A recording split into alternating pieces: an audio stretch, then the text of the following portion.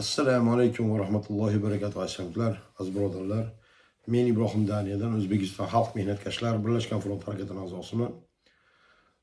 Doğuşumuz gelib qolgan, unga e'tibor bermaysizlar. Endi insoniylik shu shamollabimiz boshqa bo'libdi. Shunga e'tibor bermaysizlar. Telefon orqali ham suhbat qilayotganimizda ko'pchilik xavfsirab qolyapti. Doğuş sizniki emas deb. Shunga aytmoqchiman, video orqali bir ko'rib olsanglar mana bemalol ham suhbat qilaveramiz. Mavzular eskirdi deganlarga eskirib qoldi mavzular. Mana Allamjonov bo'yicha, ayrim yana boshqa ishlar bo'yicha mavzular eskirdi. Yana bu mavzuni ko'taryapsizmi demanglar. Videoni boshida aytmoqchiman. Chunki bu mavzu ular boshlab qo'ygani bilan, lekin jinoyat hali ham davom etyapti. Chunki jinoyatchilar tashqarida, asosiy jinoyatchilar bu Allamjonovga yani hujum otasan deb buyruqni bergan ham tashqarida bemalol o'zini yallama yorim qilib yuribdi, o'ynab kulib, hech bir jinam urgan yo'q ularga. Shular to'g'risida shu vatanimizni egasi yerda haq, ya'ni shu yerda egasi xalq bilish kerak. Shu vatanimizni egasi xalq bilish kerak. Chunki biz haqlimiz buni bilgani. Xalq haqli buni bilgani. Chunki biz orqamizda qilinayotgan o'yinlarda sizlar bilan biz ochib borishimiz kerak. Bu jinoyatchilarning asli basharasini xalq bilish kerak. Qanaqa o'yinlar qilyapti biz orqamizdan, maqsadi nima bular? Sizlar bilan biz bilishimiz kerak. Nimalar bo'ldi? Mana sizlar bilan biz ko'rdik. Kimlar qanaqa pagoni yaltir-yultir yulduzlarga bosib ketgan pagonlilarni ham qanchasini ishdan oldi. To'g'rimi? Uni xizmatiga qaramasdan, uni Mirziyevning oyog'ini yaltiratib yalab olganlar ham ishdan ketdi. Nimaga? Chunki Mirziyev bularni qurbonlik qilishga majbur bo'ldi.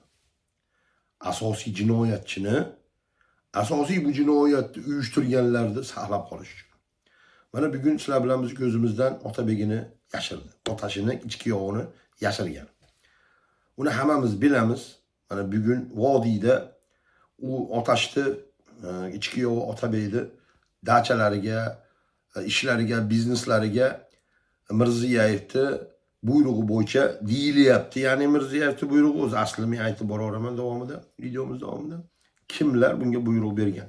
Buni yana o'zlashtirishga, ya'ni undan tortib olishga. Ya'ni buni qurbonlik qilish kerak-da. Ya'ni u majbur bu narsani hozir u narsalardan, u boyliklardan voz kechgani, u bizneslardan voz kechgani majbur bo'lib qoldi.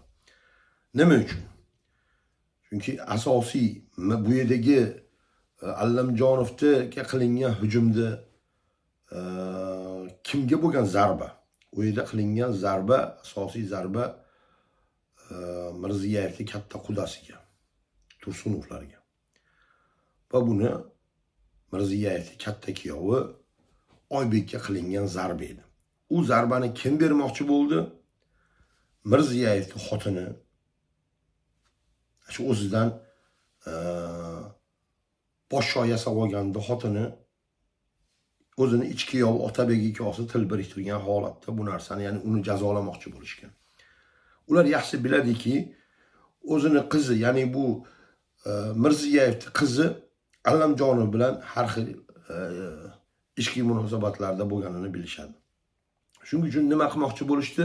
Shu narsadan foydalanmoqchi bo'ldi. Agar buni o'ldirishadigan bo'lsa, bunga hujum qilinadi. O'ldirmasdan hech bo'lmasa hujum qilib qo'yishsa ham, uni qo'rqitib qo'yadigan bo'lsa ham shov-shuv kattayadi. Shov-shuv kattayadi, kim jazolanadi bu yerda? Kim birinchi bu yerdagi gumonlanuvchi bo'ladi?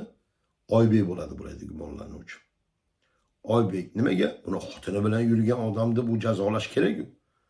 Shuning uchun buni, ya'ni jazolamoqchi bo'lgan. Nima uchun bu Oybekni jazolamoqchi bo'lishgan? Chunki bu Oybek bu oilasiga, Mirziyev va bu haligi jumpurushlarning sulolasiga bo'ysungiz kelmagan.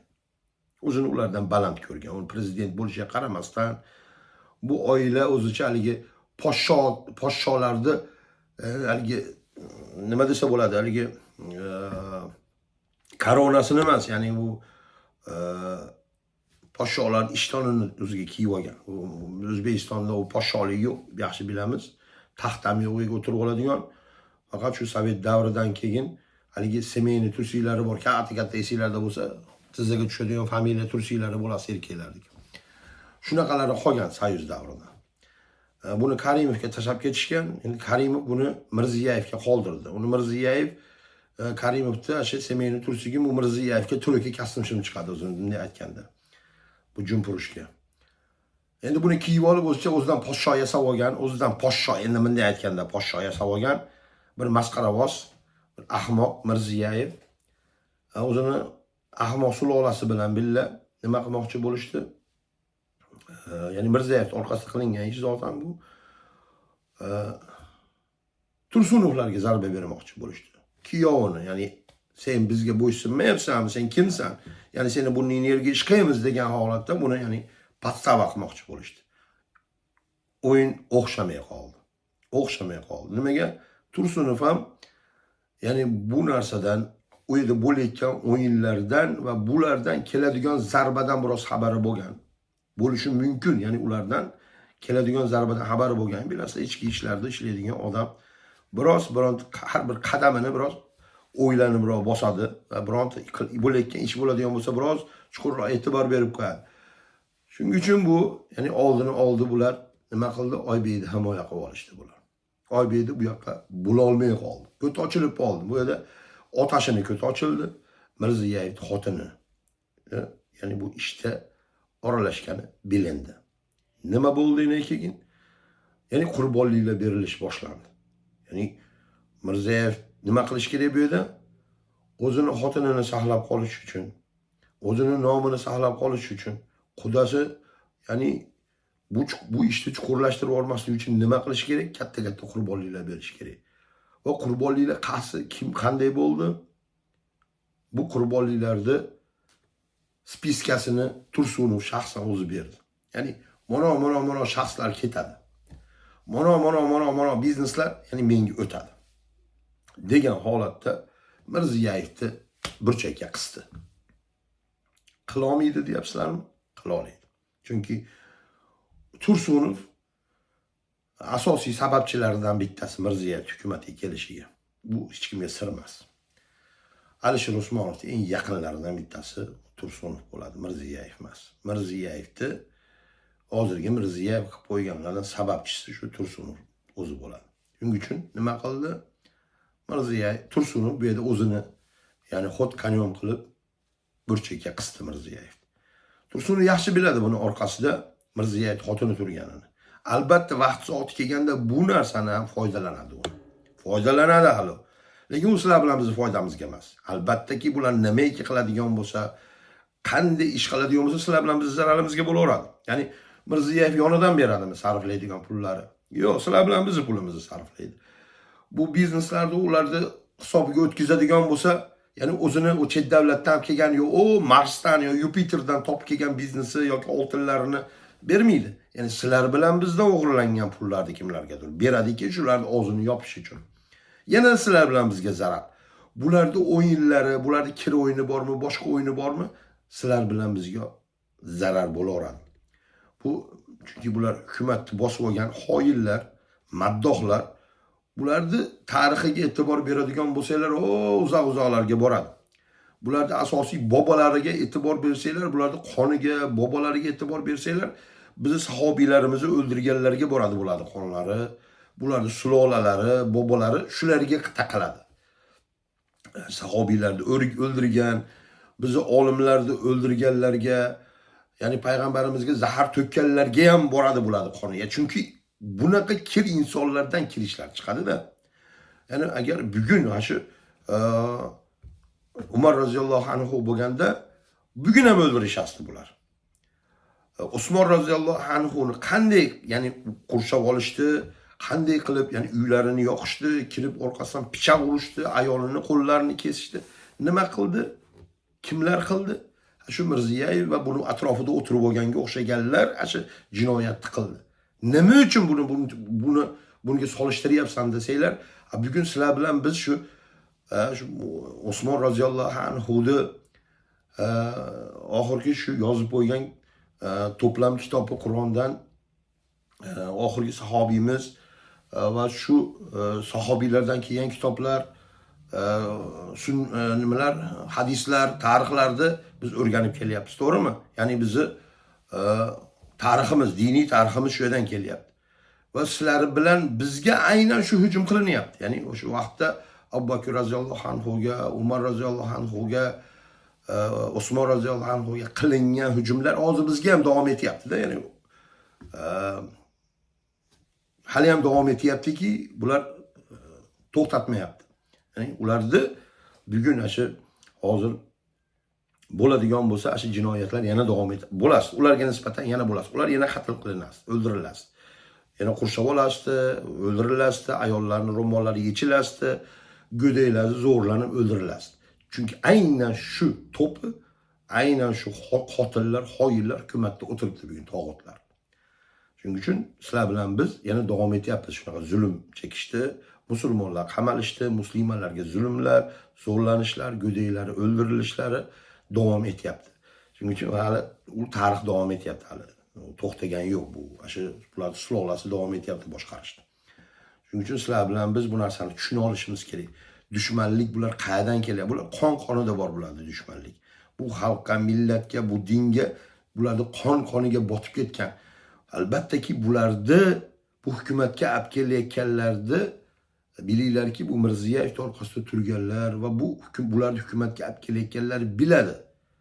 Qanday qilib musulmonlarga kim zulm qila oladi? Ya'ni O'zbekistonga buncha 36 million, 40 million musulmonga, ya'ni ko'zini qirqmasdan istagan odamini o'ldirtirib, istagan odamga zulm qildiradigan birontasini chiqarish kerak hukumatga.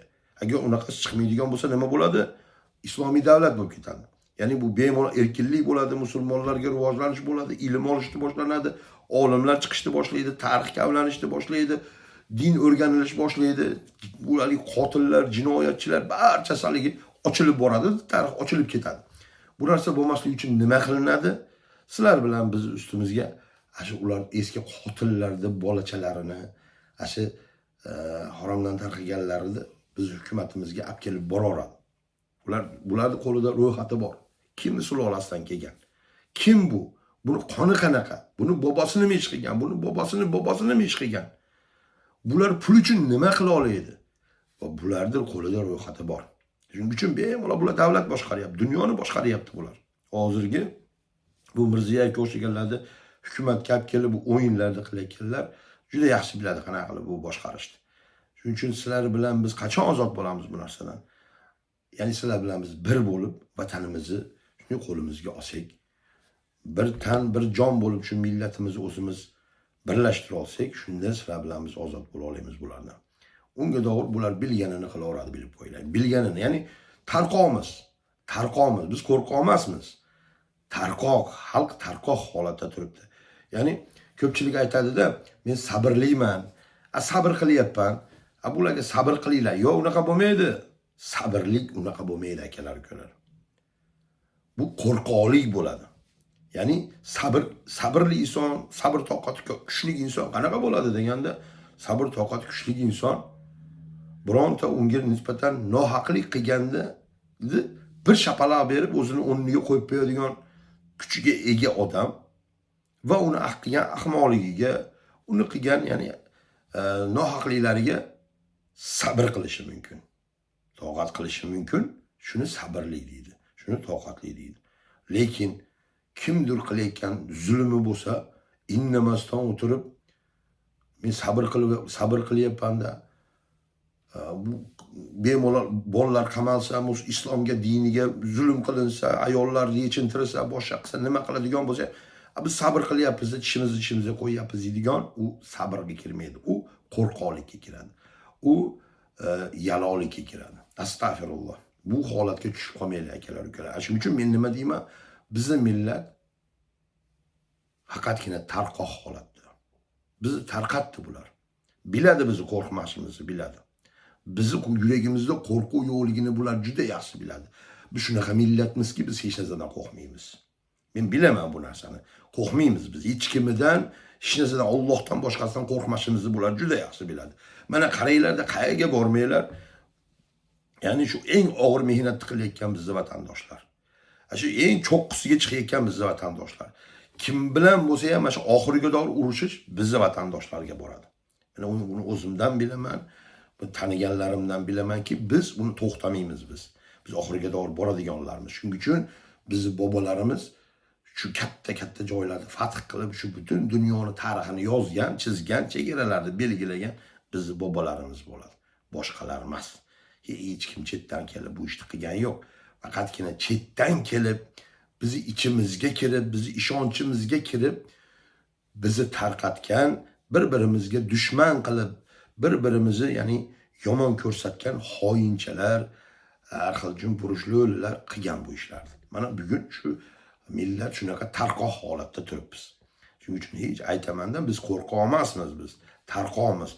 Lekin sizlar o'zingizlardan qo'rqoq ko'rsatmanglar, sabr qilyapman demanglar. Bu sizlar bilan bizga emas, sabr qilib bularni zulmiga sabr qilish. Sabr qilmaymiz biz bu narsalarga. Bularga toqat qilmaymiz biz bunaqa narsalarga. Biz bilamiz. Bularni faqatgina vaqtini kutyapmiz, shunday tomog'ini qisishga. Chunki bular bizni kaftimizda inshaalloh. Bular kaftimizda Mirziyoyev va buni sulolasi, necha kishi bular hammasi. Mana oldin ham gapirganman.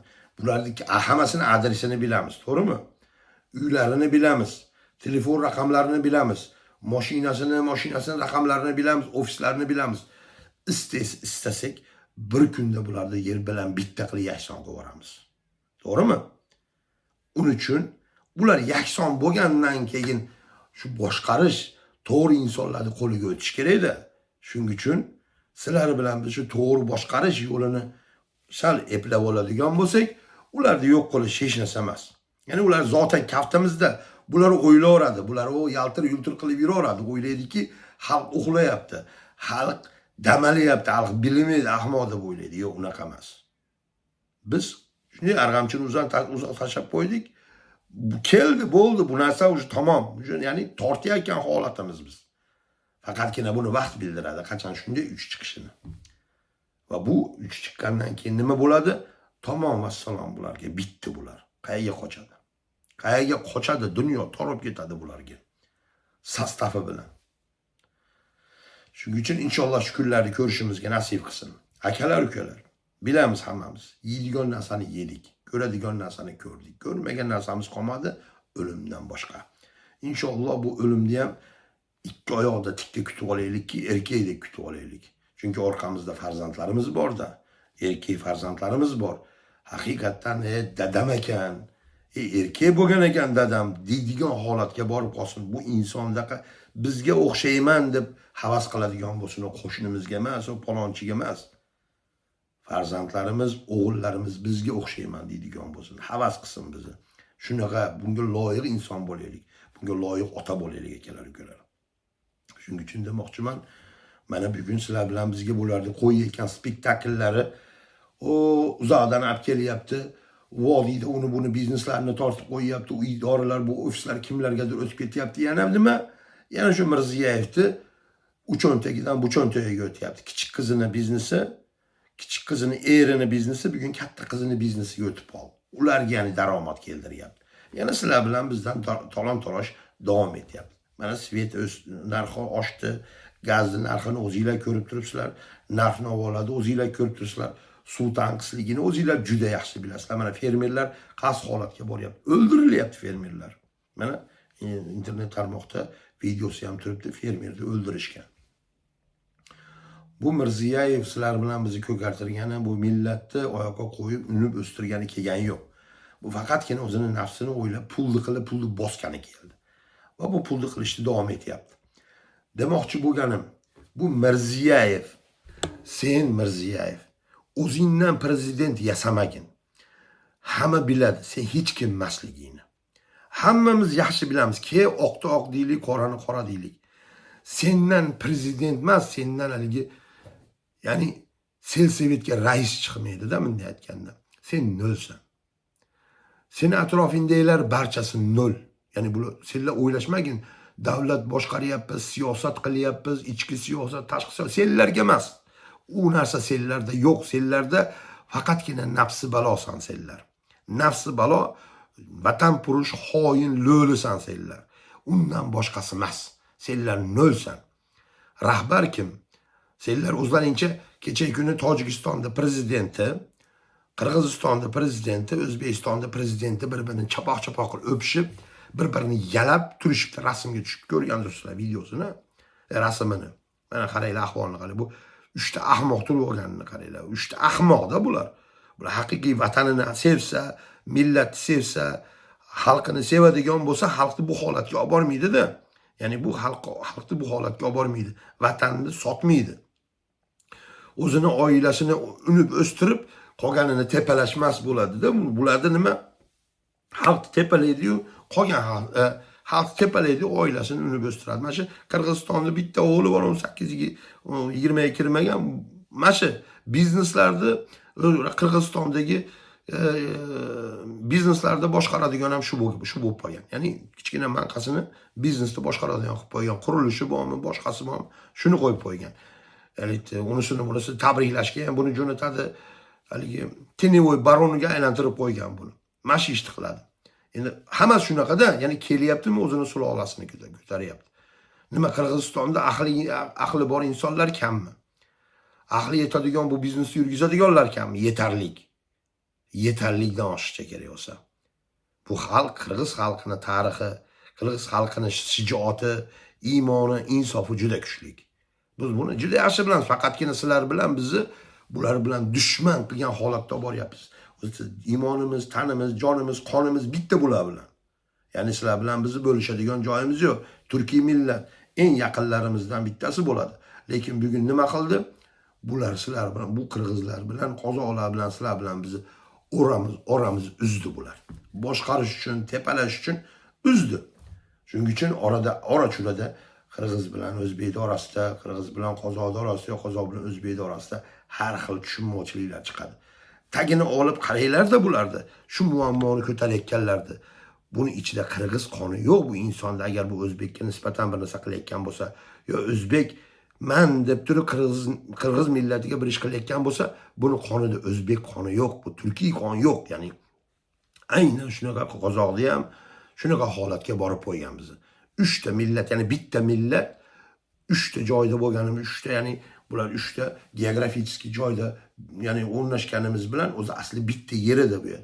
Ular chegara chizib qo'ygan, o'rislar boshqarish uchun, sen Qirg'izistonsan, sen O'zbekistonsan, sen Qozog'istonsan deb. Agar sizlar bilan biz bu narsani yig'ishtirib olib, bir tan, bir jon, bir mush bo'ladigan bo'lsak, sizlar bilan bizni hech kim boshqara olmaydi. Sizlar bilan bizga hech kim bas kela olmaydi. Shuning uchun nima qilyapti bular? Bo'lyapti va ora-churada bular o'rtaga nizo tashlayapti. Nizo tashlayaptiki, sizlar bilan biz birlasha olmasligimiz uchun, qirg'izlar bilan biz birlasha olmasligimiz uchun, qozoqlar bilan. O'zi asli biz bitta millatmiz. Bir tan, bir jonmiz. Tariximiz qayerlarga borib qaraydi. Lekin bular shuni kavlayaptiki, sizlar bilan bizga bularni dushman qilib ko'rsatyapti. Akalar, ukalar, ahlimizni yig'adigan bo'lsak, har bir narsaga to'g'ri ko'z bilan qaraydigan bo'lsak, oqda qorani qora deydigan bo'lsak, biz bilishimiz kerakki, bu hukumatda boshqarayotgan barcha forma kiyganidan boshlab o'sha birinchi rahbarman deb Karimov tog'onga Tursiydagi kiyib olgan Shavkat Mirziyoyevgadan doğru bizga qarshi dushmanlar bo'ladi bular. Nafaqat bizning millatimizga, bizning dinimizga qarshi dushmanlar bular. Shuning uchun shu holatdamiz akalar, ukalar. Shavkat, yana demoqchiman, gapim qolib ketdi. Sen siyosatchiman, prezidentman deb o'zingni xursand qilishing mumkin o'zingni, lekin sen bilginki, sen biz uchun nolsan. Nolsan. O'zing o'yla, tasavvur qil, 36 million odam seni inson qatoriga qo'shmaydi. Siyosatchi deb o'ylamaydi seni. Seni kimliging, asli bashariyni hamma biladi. Qanaqa xoinligingni, qanaqa sotqinligingni hammamiz yaxshi bilamiz. Prezident kim? Prezident qanaqa bo'lish kerak? Mana bugungi holatda olib qaraylik, bu davlatlarni olib qaraydigan bo'lsak, prezident mana Erdo'g'an tashqi siyosatni yurgizyapti. İchki siyosatni yurgizyapti. Qancha dushmanlarga qarshi kurashib boryapti. Endi albatta har bittasini o'zini plusi bor, o'zini minusi bor. Unga qaramasdan, ya'ni bugun olib borayotgan siyosatiga qarab gapiryapman men. Ya'ni ichki va tashqi siyosatiga olib qaranglar. Nima qildi bugun mana Suriyani sunniy musulmonlarimizni, bizni birodarlarimizni qo'liga o'tkazdi mana. Yordamni qildi. Mana bugun Suriya Turkiya bilan eng yaqin chegaradosh davlat va eng kuchli partnerlardan bittasiga aylandi. Vaqt soati keladiki, bu albatta bu Turkiyaga juda katta, ya'ni foydalar keltiradi. Suriya albatta ki Turkiyadan ham shunday foydalanadi. Manaqa siyosatlar yurgiziladi. Mana Ilhom Aliyev davrini ko'raylik. Armanistondan qanday qilib yerni tortib oldi, o'zini haqqini tortib oldi. Mana shunaqa siyosat yurgizadi. Ilhom Aliyev Putinga nisbatan qanaqa, ya'ni o'zini talablarini qo'ydi. Putin gazga nisbatan, ya'ni gazni Yevropaga sotishga u yo'llarini istayotganda Ilhom Aliyev qanaqa o'zlarini talablarini qo'ydi? Putinni bir chekka qisib qo'ydi. Siyosat yurgizish shunaqa bo'ladi. Senlarga o'xshab xalq talon-taroj qilish, ya'ni xotinini kiyimini ko'paytirib, qizlarni yaltir-yultir qilib kiyintirib, xalqni beva bechoralarni, nogironlarni talash bu siyosat emas. Bu senlarning qo'li, bu senlarning siyosating. O'zlaringcha o'ylayverasan shu siyosat deb. Sen tog'amiya jumpurushlarni qo'lingdan boshqa narsa kelmaydi. Jinoyatdan boshqasi kelmaydi. Siyosat shunaqa bo'ladi. Mana yana bittasi Trump, yaqinda kelgan Trump nima qildi? Mana shunaqa qiladi. Ya'ni barcha chet davlatdan kelayotgan mahsulotlarga o'zini foizini ko'paytirdi, nalogini. Mana. O'zini davlatiga qilyapti. O'zini millatiga qilyapti bu ishni qiladigan bo'lsa. O'zini millatini har taraf olaman. Albatta sizlar bilan bizga yaxmashi mumkin buni olib borayotgan ishlari, siyosatlari, gaplari yaxmashi mumkin. Lekin o'zini millati uchun, o'zini davlati uchun, Amerika uchun bu o'zini shu loyiq siyosatini olib boryapti. Mana qasiyat, mana prezidentlar shunaqa bo'ladi. Ya'ni siyosat yurgizadi.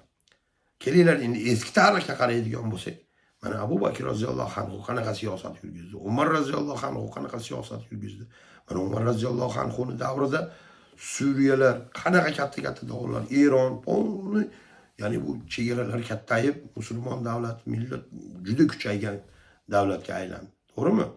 Usmon roziyallohu anhuning davrida qanaqa ya'ni revolyutsion holatlar qilindi. Lekin bular nima qildi? Uyiga o't qo'yishdi, orqasidan pichoq urishdi, ayolini qo'lini chopdi. Shunaqa bo'ldi. Mana bu xoinlar davom etyapti hali ham, musulmonlarni orqasidan pichoq urishdi. Shuning uchun bu jinoyati, ularda boshlangan jinoyat hali ham davom etyapti. Shuning uchun Mirziyevni siyosatchi, bu rahbarimiz demanglar. Bu to'g'purush, buni qo'lidan hech narsa kelmaydigan siyosatchi emas.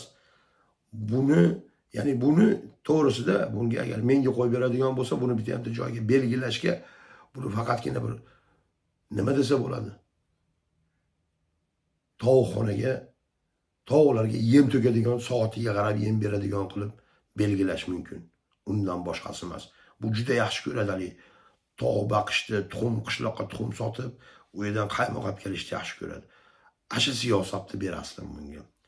Baxsin, mayli pensiya yoshida sizlar bilan biz uchun tog' baxt bersin bu. Oilasi bilan, qizi, xotini bilan haligi bunaqa tugini ilib olishadi, yem to'kadi bunaqa tog'larga. Bu narsani men bularga ilinaman inshaalloh. Shu kunlarni ko'rishga nasib qilsin. Biz uchun tog'larni ko'paytirib, tuxumlarni terib xalqqa rasabitali Mirziyevning oilasini tuxumlari deb qo'yamizmi bilmadim. Ishqilib vaqt soati keladigan bo'lsa, magazinlarda alohida narxga sotamiz inshaalloh.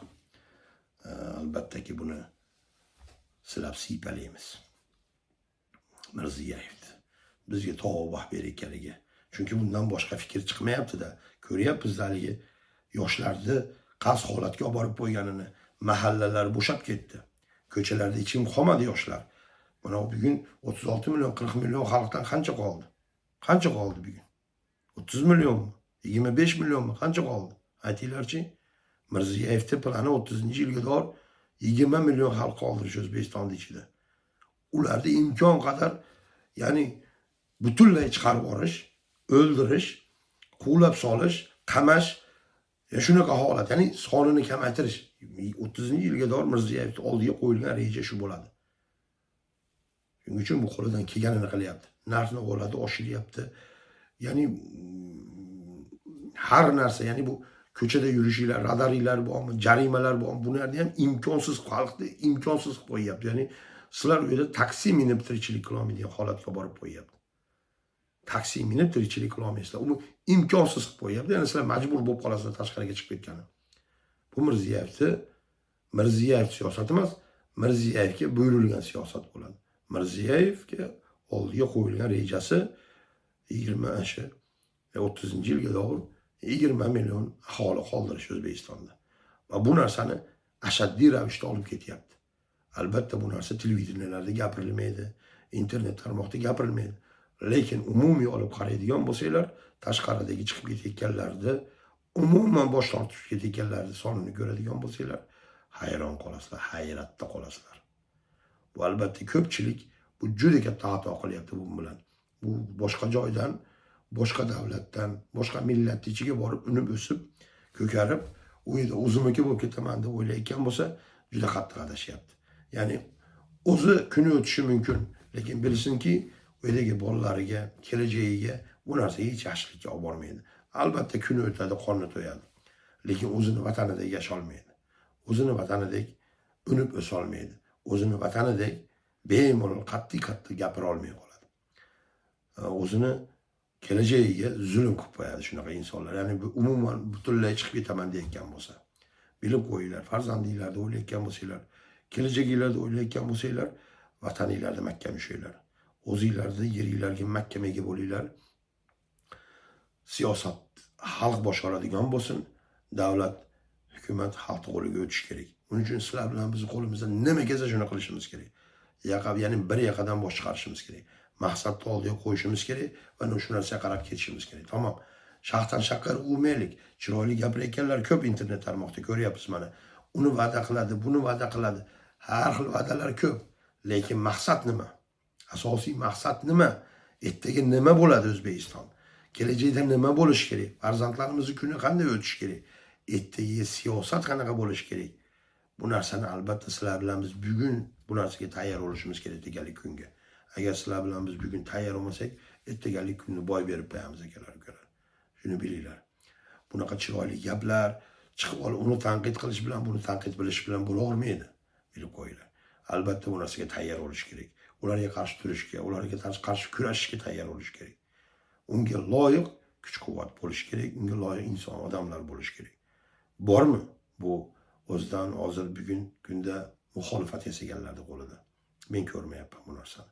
Agar bo'lganda bironta o'zgarish, bironta qadam qilinasdi. Bularki nima qilyaptiki, xalq chalg'itish uchun shu biz tarafdan, ya'ni biz O'zbekiston Xalq Mehnatkashlar birlashgan fronti tarafidan birinchi qadam qilinmasligi uchun. Ya'ni bizning birinchi qadamimiz Mirziyoyevni o'sha ishtoni belbog'i bo'shab ketishiga sabab bo'ladi, bilib qo'yinglar. Buni ular juda yaxshi biladi. Shuning uchun nima qilyapti? Aynan shu mavzular boshqa va boshqa insonlarning og'zidan chiqib boryapti. Birlashtirish, birlashaylik, o'qilaylik, bu qilaylik. Agar rostdan birlashish maqsad bo'lganda, mana biz birlashgan bo'lasdik. Biz bilan birlashgan bo'lishasdi. Bizni dushman ko'rmagan bo'lasdi. Mana bugungi kunda bizni dushman ko'ryaptimi? O'zini bizdan yuqori ko'ryaptimi? Bilinglarki, ularni ertaga olib boradigan siyosati o'ta shunday bo'ladi. Xalqni o'zidan past ko'rish, unaqa bo'lmaydi akalar ukalar. Astag'firulloh, unaqa bo'lmaydi. Mana aynan shular hukumatda o'tiribdi bugun.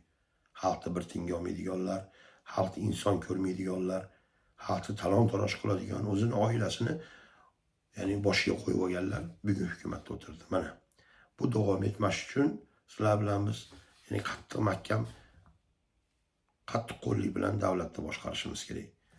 Shunaqalarda olib kelishimiz kerak yoshlarni hukumatga, faqatgina maoshga ishlaydigan.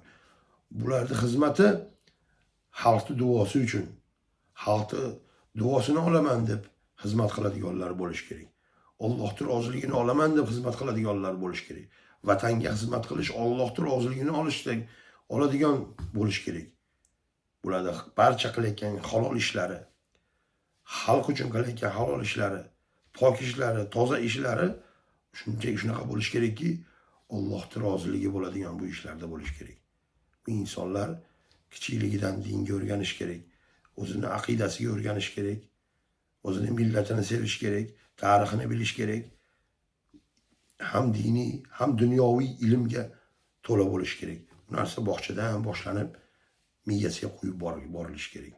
Bog'chadan boshlanib. Insonlar nafsi to'q bo'lish kerak. Davlat topganini shu xalqqa, millatga sarflash kerak. Ya'ni kiyintirishga, yeyishtirishga, ichishga, davolashga, o'qitishga, bilim berib, nima qilib bo'lsa ham xalqni unib o'stirishga sarflash kerak. Bu Mirziyevning oilasiga va Mirziyevga o'xshaganlarni oilasini qonini ishirishga, ular cho'ntagini do'ppaytirishga emas. Shuning uchun akalar, ukalar, endi imkon qadar jaydaricha qilib gapiryapman, tushuntiryapman. Tushunyapsizlar deb o'ylayman inshaalloh. Shuning uchun bizni telefonimiz ishlayapti. Bemalol qachon bo'lsa telefon qilasizlar. Javob bera olmashim mumkin albattaki, chunki juda ko'p telefon bo'ladi. Mana hozir sizlar bilan video qilib gaplashyapman. Qator-qator telefon kelyapti, qator-qator SMS kelyapti. Albatta bularga javob berish kerak. Albatta bularga e'tibor berish kerak. Buning uchun bu narsa hammasi vaqt oladi. Bir martada, ikki martada, 10 martada javob bermasam, o'ylamanglar, o javob bermaydigan deb. Yo'q, albatta javob beraman inshaalloh. Biroz sabrli bilan harakat qilishimiz kerak. Keyin har bittamiz qo'limizdan kelgan ishimizni qilishimiz kerak. Bu sizlarga ya'ni nima desa bo'ladi? Bir-birimizni bog'langan, meni qo'limdan u keladi, men moshni qilaman deb bu narsani sizlar menga e'lon qilmanglar. Ya'ni ko'ryapman telefonda, men qo'limdan u keladi, meni qo'limdan bu keladi. Men gapirmanglar u narsani qo'lingizdan kelishini. Qiladigan bo'lsanglar, indamasdan qilinglar. Qilinglarki, ashin sizlarga va ummatga, kelajakka, farzandinglarga foyda bo'ladigan bo'lsin. Albattaki bu narsa ilojsiz bu hozirgi tuzum qulash kerak. Iloji yo'q. Bu tuzum qulamasdan, tah tuygudor parchalanmasdan va bu jinoyatchilar jazolanmasdan yangi tuzum, yangi kelajak qura olmaymiz, bilinglar. Bular bilan kelishuvning iloji yo'q. Bular jinoyatchi, bular kelishmaydi, bilib qo'yinglar. Sizlarga shunday qo'lini berishi mumkin. U qo'l berishi faqatgina sizlarni tortib olib biqininglarga pichoq urish bo'ladi. Bilib qo'yinglar. Bu hech bularga qo'l berib bo'lmaydi. Bular bilan hech qanaqa shartnoma qilib bo'lmaydi. Bular bilan hech qanaqa kelishuv qilib bo'lmaydi. Bular haqqoniy jinoyatchilar bo'ladi. Bular haqqoniy qotil bo'ladi. 30 yildan oshiqda vaqtdan beri bular xalqni, millatni qonini ichib kelyapti. Shuning uchun akalar, ukalar, bilaylik. O'zingizlarni safiylarni aniqlab olinglar. Videoni tarqatinglar. Keyingi videoda ko'rishguncha assalomu alaykum va rahmatullohi va barakatuh.